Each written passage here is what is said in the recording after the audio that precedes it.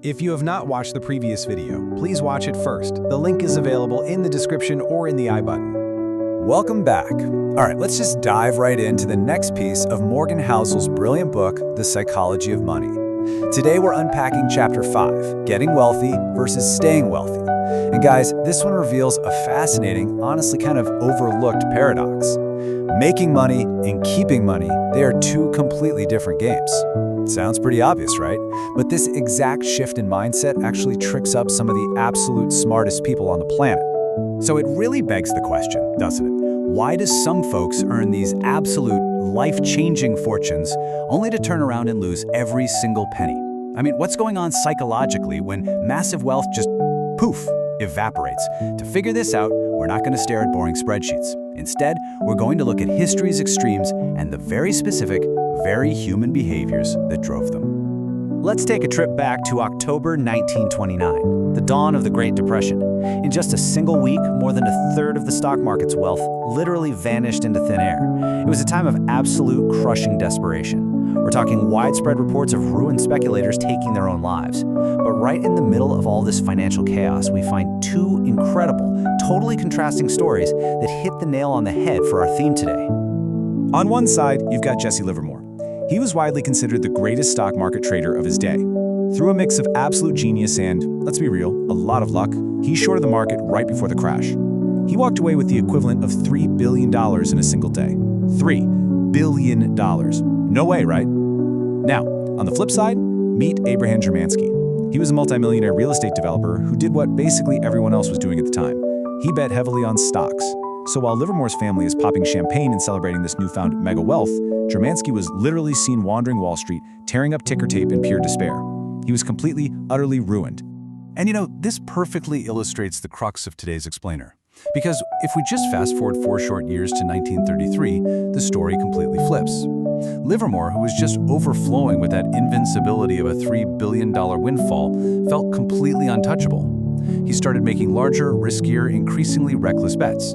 He just kept pushing his luck until, well, he ended up in massive debt and lost everything he had in the market. Broke and deeply ashamed, he disappeared. And tragically, he eventually met a fate really similar to Germansky's, taking his own life. Even Livermore eventually realized his massive psychological mistake. After losing his fortune, he reflected on it saying, "I sometimes think that no price is too high for a speculator to pay to learn that which will keep him from getting the swelled head." That feeling of invincibility, that swelled head you get after a massive financial win, or maybe a big promotion or a lucky investment, it's a fatal disease. It completely tricks you into believing that staying wealthy is just as easy as getting there in the first place. So the absolutely crucial point here is this: the psychological traits required to acquire wealth are the exact opposite of the traits required to protect it. Think about it. Getting money requires taking risks, being relentlessly optimistic, putting yourself out there. But keeping money, well, that requires the complete opposite of risk-taking. It demands humility, a serious commitment to frugality, and honestly, a healthy dose of fear and paranoia that whatever you've made can be snatched away just as quickly. If you had to summarize long-term financial success in just a single word, whether we're talking about investing, your career, running a business, it isn't growth. It isn't brains. It's not insight. It is simply survival. It's the ability to just stick around for a really long time without getting wiped out or forced to throw in the towel. Just look at how the world's top investors view this ever-present threat of ruin. Take Michael Moritz, the billionaire head of the legendary venture capital firm Sequoia Capital. He was once asked why his firm has survived and prospered for 4 decades while so many others just crash and burn. His answer? "We've always been afraid of going out of business. We assume that tomorrow won't be like yesterday. Simply put, only the paranoid survive." All right, moving on to Section 1, Warren Buffett and the Missing Partner. Let's look at another fascinating historical case study. Okay, so pretty much everyone knows the famous investing duo of Warren Buffett and Charlie Munger. But 40 years ago, there was actually a third, often forgotten member of their little group. His name was Rick Guerin.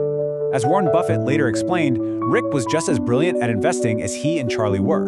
They were all equally skilled at getting wealthy. But there was a vital, fundamental psychological difference in their approach. Warren and Charlie, they were incredibly patient. They knew they'd get wealthy eventually. Rick, on the other hand, totally lacked that patience. Rick was in a hurry. And because he was in such a rush, Rick used margin loans to heavily leverage his bets in the early 1970s. But then, the brutal 1973 to 1974 economic downturn hit. The stock market plummeted by almost 70%. Because he was so heavily leveraged, Guerin got hit with margin calls, which is essentially the bank knocking on your door and demanding their money back immediately. To cover those debts, he was literally forced to sell his Berkshire stock right back to Warren for under $40 apiece. It's a tough pill to swallow, right? He absolutely had the skill to get wealthy, but he completely lacked the survival skill to stay wealthy. Which brings us to Section 2, the Survival Mindset Playbook. So how do we actually avoid these tragic financial pitfalls we've been talking about? Number one, you've got to be financially unbreakable. Way more than you want massive overnight returns, you should want to be resilient enough to endure the inevitable bad times. If you're unbreakable, you actually get to stick around long enough for the magic of compounding to work its wonders. I mean, think about this. Essentially, all of Warren Buffett's billions came after his 50th birthday. And that is purely because he survived long enough to let compounding do the heavy lifting. Number 2, plan on the plan, not going according to plan. You have to acknowledge that the real world is messy. It is full of unknowns, recessions, pandemics, or just, your car breaking down at the absolute worst possible time. A rigid financial plan that requires everything to go perfectly, that's just a disaster waiting to happen. A genuinely good plan embraces the unexpected. And this brings us directly to a really crucial concept, the margin of safety, or simply having room for error. This isn't just about being blindly conservative. It's about raising your odds of success at a given level of risk by actively increasing your chances of survival. By keeping a frugal budget, staying flexible in your thinking, and maintaining a loose timeline, you make sure you can live happily with a huge range of future outcomes, not just the absolute best-case scenario. Third, you really need to cultivate what Housel calls a barbelled personality. Picture a weightlifter's barbell, right? Super heavy on both extreme ends. On one end, you're broadly optimistic about the future. But on the exact opposite end, you are highly paranoid about the specific obstacles that might prevent you from actually reaching that future.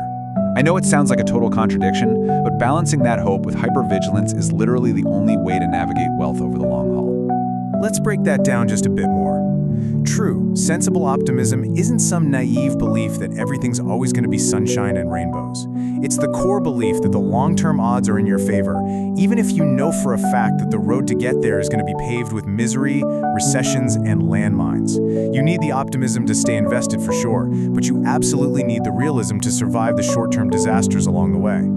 So, to sum up this whole survival mentality, check your ego, accept that at least some of your past success definitely involves luck. That's what keeps you from getting that dangerous, swelled head. Maintain a healthy edge of fear that things can change in an instant. Practice frugality so you can build a gap between your ego and your actual income. And above all else, never, ever wipe out.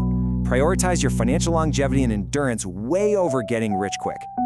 As we wrap up this explainer, I really want to leave you with a profound thought to help you evaluate your own financial psychology. Ask yourself, are you making decisions right now just to get rich quickly, or are you actually building the mental framework required to stay wealthy forever? It is a completely different game, guys, and playing the right one is everything. Stay tuned for the next video.